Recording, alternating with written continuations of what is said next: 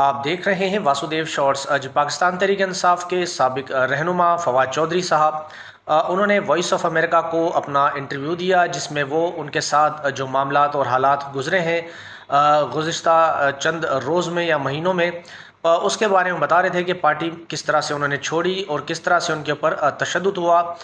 तशद्दुद के हवाले से वो बताते हैं कि मुझ पर इतना बेईमाना तशद्दुद हुआ और तशद्दुद की वीडियो बनाकर आला एहलकारों को भेजी गई, उनको दिखाई गई। अब शर्म आती है कि बंदा क्या बताए कि क्या तशद्दुद हुआ क्या नहीं।